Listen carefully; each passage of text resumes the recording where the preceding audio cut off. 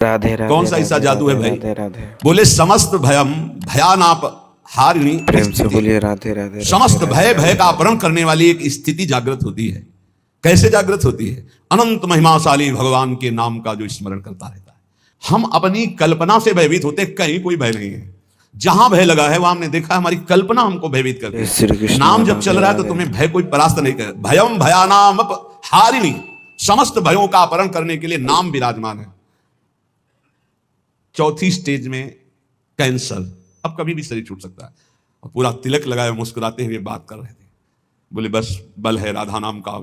अभी कुछ दिनों से जुड़े थे, यही एकांतिक में उनका पड़ा भी है। हे भयम भयानाप हारिणी स्थिते, समस्त भयों का अपहरण हो जाएगा।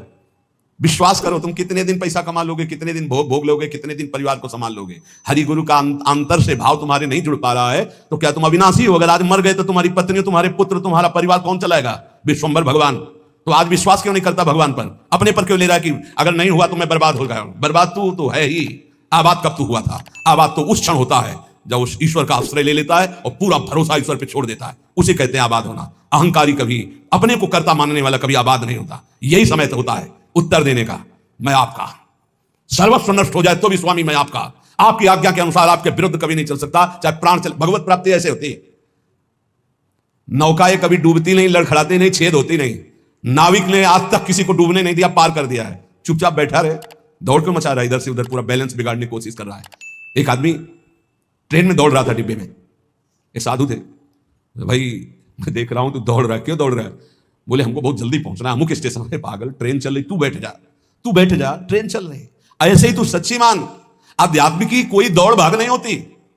अध्यात्म कोई किलोमीटरों वाली यात्रा नहीं कि बहुत भागना पसीना चुआना है। समझ समझ, विवेक का मार्ग, विवेक का। आराम से बैठ जा। काहू के बल भजन को, काहू के आचार, ब्यास भरोसे, कुंवर के सोवत पाव पसार। अंतिम समय सूरदास जी का पद, भरोसो दृढ़ इन चरणन केरो। ये है पूरी जीवन की सारी। नाते नेह राम के मनियत, जाके प्रिय राम बैदे ही तजिए ताह कोटि बैरी सम जद्य परम सने ही। पुलापा नहीं चलता यहां, ठोस चलेगा, ठोस घनीभूत भक्ति। और वो होती भक्तों के चरणों से, हरिभक्तों के चरणों से। जरा भी आप प्रश्नवाचक चिन्ह आपके सामने लग गया तो शरणागति में कलंक लग जाएगा। नहीं, भगवत प्राप्ति का माइक से ठेका लेते हैं। शरणागति, भगवत प्राप्ति बिल्कुल सहज सरल। सब कुछ उनका था, उनका है, उनका ही रहेगा। तुमने जो अपना मान लिया है बस वही समर्पित कराने के लिए रोज सत्संग हो रहा है, उसी को समझ लो। भगवान ही तुम्हारे पुत्र परिवार के रूप में हैं। वही ऐसा प्रश्न खड़ा करेंगे कि तुम भगवान को देखते हो या पुत्र को देखते हो। हमें श्री भगवान की तरफ देखना है तो वो भी हो जाएगा, सब मंगल ही मंगल हो जाए। और अगर पक्ष ले लिया संसार का तो गए, नंबर से आप नीचे उतर जाएंगे। इसीलिए कह रहे, अगर भय मुक्त होना, सबसे बड़ा भय मृत्यु का है जो बच नहीं सकते, वो आने वाला है। तो बोले जब साधु भी मरता है, गृहस्थ भी मरता है, तो भी भजन से क्या है? साधु मरता नहीं है। सांप जैसे अपनी केचुल छोड़ता है, ऐसे साधु अपने शरीर को छोड़ता है और भगवत धाम जाता है। मरता है विषयी पुरुष, जन्मत मरत दुषा दुख होई। इसलिए भयम भयानाप, जो नाना प्रकार के भय, नाना प्रकार के दुख, आपको चिंता शोक, उनसे मुक्त होने के लिए बार बार कहते हैं राधा राधा राधा। नाम जप करो, प्रभु के आश्रित हो जाओ, अपनी चिंता छोड़ो, अपने परिवार की चिंता छोड़ो, भगवत चिंतन करो। बहुत बढ़िया जिम्मेवारी भगवान ले लेंगे, सच्ची मानिए। कर्तव्य छोड़ने की बात नहीं कह रहे हैं, चिंता छोड़ने की। तुम्हारे चिंता करने से होगा, ओवर थिंकिंग तुम्हारे सोचने से होगा कि हम ये महल बनेगा, महल के ऊपर अटारी चढ़े, फिर ये होगा, फिर वो होगा, फिर होगा। तो बोले हम कुछ सोचे ना, नहीं, राधा राधा राधा, वर्तमान में राधा राधा जब, जो आगे होता चला जाए उसको करता चला जा, तो जीवन मुक्त हो जाएगा गृहस्थी में रहते हुए। सोच हमको नहीं, सोच हमारे प्रभु देंगे। आगे क्या करना है वो करेंगे, हम संकल्प विकल्प करके फंस जाएंगे। बाले क्रीडन का सक्ता यौवने विषयोन्मुखाः अज्ञानयन्त्य शक्त्याः च वार्धकं समुपस्थितम् तस्मात् बाल्ये विवेकात्मा यतेत श्रेयसे सदा बाल्य यौवन वृद्ध्यायैर्देह भावैः संयुतः। संसारिक जन बाल्यावस्था खेल कूद में व्यतीत कर देते हैं। हम प्रणाम करते हैं उन माता पिता को जो अपने बच्चों को बाल्यावस्था से प्रणाम करना, समय से उठना, पृथ्वी माता के चरण छूना, सूर्य भगवान को नमस्कार करना, अच्छे अच्छे आचरण सिखाते हैं। आजकल माता पिता नहीं उठते प्रातःकाल, तो बच्चों को क्या उठाएं प्रातःकाल? 11 बजे तक उठते हैं। बाल्य क्रीडन का शक्तो यौवने विषयोन्मुखाः, बाल्यावस्था तो खेल कूद में चली गई। जीवन वही धन्य जो भगवान से मिल जाए, वो जीवन किस काम का? आजकल कह रहे हैं कि बाल्य क्रीडन का शक्त, बालकों को तो क्रीड़ा अवस्था में ऐसा लगा दिया कि बाल्यावस्था कब निकल गई पता नहीं चला। यौवने विषयोन्मुखाः, यौवन अवस्था भोगों में फंसा दे। अरे भाई, भगवान कृपा करें, सबको अच्छे माता पिता मिले। कैसे अच्छे माता पिता? जो भगवान में लगाते हैं, जो सत धर्म में लगाते हैं, जो सत कार्यों में लगाते हैं। बहुत बड़ा योगदान होता है माता का। फिर दूसरा पिता का, सबसे बड़ा गुरु माता, फिर पिता, क्योंकि वही सतमार्ग में चला। गांव में एक बार नाटक आया था दिखाने के लिए, वो क्या कहते हैं, नौटंकी, वो सुल्ताना डाकू पूरा दिखाया गया। रात भर देखा था, बच्चे थे उस समय। तो जब उसको फांसी की सजा दी गई तो उससे पूछा गया तुम्हारी अंतिम चाहत क्या है?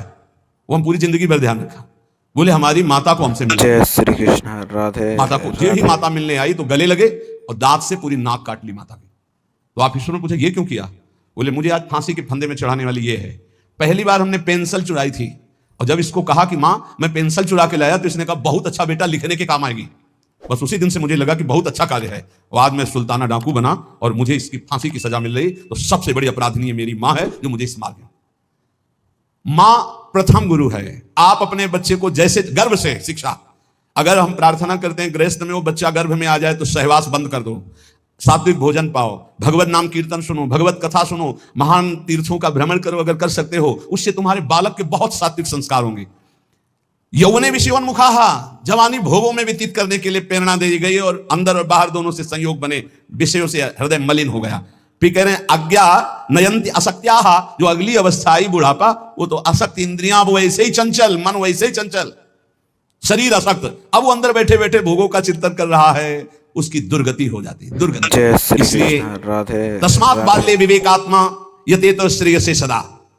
विवेकवान होकर बाल्यावस्था से वो माता पिता धन्य है जो अपने बच्चे को शासन में लेकर, ए बाल भोग बना रहे हैं, 5 मिनट राधा राधा कीर्तन कर, अभी तुझे पवाते हैं, थोड़ा सा नाम संस्कार डालिए, भगवत कीर्तन का, भगवान नाम जप का, बैठ 5 मिनट बैठ के कथा सुन, देखो सत्संग सुन, या स्वयं सुनाने लगे कोई ना कोई ग्रंथ की बात। संस्कार पढ़ते हैं, गर्भ से संस्कार पढ़ते। अभिमन्यु जी को गर्भ में ही चक्रव्यूह तोड़ना आ गया था, प्रहलाद जी को गर्भ में ही परम महाभागवत बना दिया था नारद जी ने। अगर आप गर्भस्थ शिशु से शिक्षा प्रारंभ करेंगे तो कोई महान राष्ट्रभक्त महात्मा पैदा होगा। विवेक की पुरुष को चाहिए कि जिस समय बाल्यावस्था है वो पूरे जीवन की अद्भुत शैली बनाने के लिए उसको आप शिक्षा दीजिए। जितने गंदगी व्यसन है वो सब माता पिता के आचरणों का प्रभाव बच्चों पर पड़ता है। बहुत होश में माता पिता अपना व्यवहार रखें, नहीं बच्चे फिर वही जानते हो क्या करते हैं, बुढ़ापे में मार थप्पड़ घर के बाहर कर देते हैं कि तुमने हमको यही शिक्षा दी है आधुनिकता की, भोगों की, विषयों की, तो उसी का सुख लो। इसलिए तदे तद्वो मयाख्यातम यदि जानीत नानृतम तदस्मत् प्रीतये विष्णु स्मृत्याम बंध मुक्तिदः।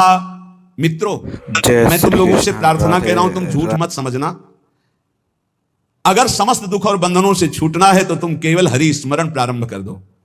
उनका स्मरण करने के पश्चात कोई भी विपत्ति उसको परास्त नहीं कर सकती। हरि स्मृति समस्त विपद विमोक्षणम, जितनी विपत्तियां हैं सबसे मुक्त करा देगी। तुम मेरी बात मान लीजिए, तदस्मत् प्रीतये विष्णु स्मृत्याम बंध मुक्तिदा, समस्त बंधनों से मुक्त हो जाओगे, मृत्यु का भय नष्ट हो जाएगा केवल हरि स्मरण। प्रयासः स्मरणे कोश्य स्मृतो यच्छति शोभनम पापक्षयश्च भवति स्मरताम तम अहर्निशम। स्मरण मात्र भगवान का परम मंगल परम कल्याण करता है। क्या जाता है? हरिशरणम राम कृष्ण हरि, राधा राधा हरे नमः। जो पसंद आवे, हमारे भगवान की तो अनंत नाम है, राधा वल्लभ श्री हरिवंश, जो पसंद आवे, खूब नाम कीर्तन, खूब नाम स्मरण।